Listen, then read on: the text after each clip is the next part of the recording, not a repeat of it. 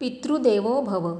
जन्म, बालपण, व्रतबंध अशा रीतीने टेंबे घराणं पांगरे येथे स्थायिक झालं. खोती असल्याने घर आल्या गेल्याचं होतं.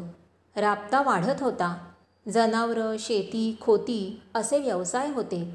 घरी नोकर चाकर, कारकून, दिवाणजी अशी मंडळी गरजेची झाली असं दिसतं. सखाराम विनायक टेंबे म्हणजे श्री स्वामींचे वडील यांचा काल 1857 ते 1907. वयाला 50 वर्षे होतात तोच त्यांनी इहलोकीची यात्रा संपवली. हे सात्विक वृत्तीचे ब्राह्मण आदरपूर्वक भक्तिमार्गी आचरण करून नित्य श्रीगुरु चरित्र वाचन, स्नानसंध्या करून कालक्रमणा करीत असत. संसारात भोळे असले तरी परमेश्वर चिंतनात मात्र सदा निमग्न असत. स्नानसंध्या, देवतार्चन वगैरे नित्यक्रम संपूर्ण आणि यथासांग करीत असत. या नित्यक्रमात वेळही बराच जात असे. वरचेवर श्री क्षेत्र नरसोबाची वाडी येथे पायी दर्शनाला जाण्याचा त्यांचा परिपाठ होता. अशाच एक वेळी श्री परमपूज्य श्री वासुदेवानंद सरस्वती टेंबे महाराज आणि त्यांची भेट झाली. आपल्याच कुळातले म्हणून त्यांच्याविषयी आत्मीयता होतीच. शिवाय त्यांच्या कर्मठ आचरणाने, प्रखर विद्वत्तेने आणि ते करीत असलेल्या लोककल्याणाच्या कामाने ते अगदी भारावून गेले. त्यांनी लीनपणे त्यांचाच उपदेश घेतला आणि अनुग्रह प्राप्त करून घेतला. त्यांना त्यांच्या सर्व गुणांची प्रचिती आली. विद्वत्ता, ज्योतिष यांचा स्वतः प्रत्यय घेतला. मग सारखं मनात येऊ लागलं की असा लोकोत्तर पुरुष आपल्याही घरी जन्मावा.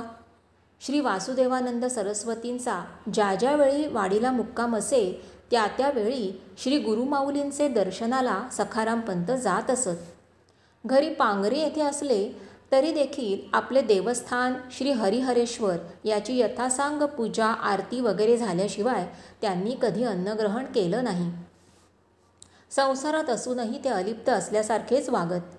घरची खोतीची वगैरे कामं करण्यासाठी श्री गोविंदपंत पळसुले देसाई नावाचे एक दिवाणजी ठेवले होते. तेच जवळजवळ सर्व कारभार पाहात. सखारामपंत दिवसेंदिवस ईशचिंतनात अधिकाधिक काळ घालवू लागले. सखारामपंत श्री परमपूज्य वासुदेवानंद सरस्वतींच्या दर्शनाला आणि त्याखेरीज सुद्धा निदान 10 वेळा तरी नृसिंहवाडीला गेल्याचा उल्लेख मिळतो. या सर्व निग्रही तपश्चर्येचं व सत्समागमाचं फळ म्हणूनच की काय नकळे त्यांना सर्व गुणसंपन्न पुत्र लाभला. त्याचं नाव ठेवलं कृष्णाजी.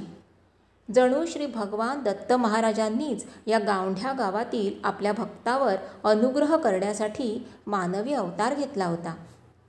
या चारित्र्यसंपन्न सत्पुरुषाचे पोटी आमच्या श्री स्वामींचा म्हणजे कृष्णाजी यांचा जन्म 1857 झाला. त्यांचा जन्माच्या वेळी तिथी होती चैत्र एकादशीयुक्त द्वादशी आणि सकाळी 10:20 त्यांचा जन्म झाला.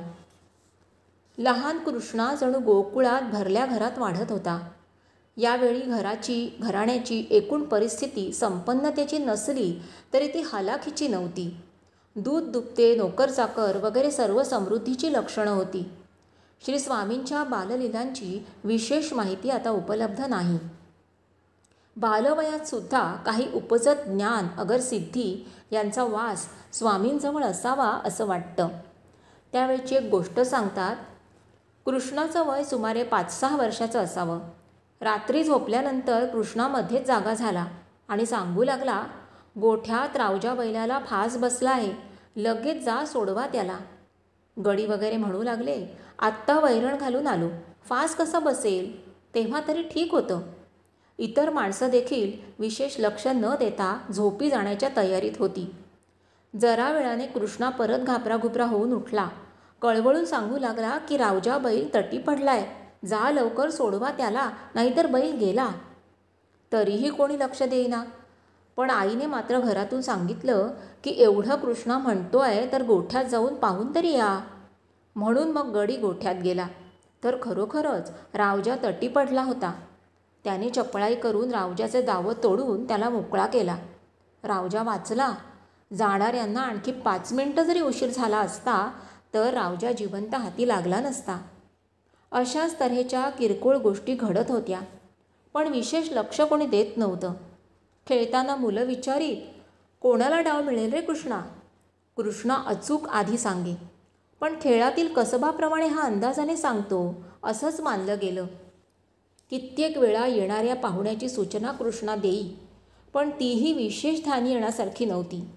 फक्त कृष्णा ज्यांची नावानिशीवर आठवण काढी ती थोड्याच काळात प्रत्यक्ष भेटत.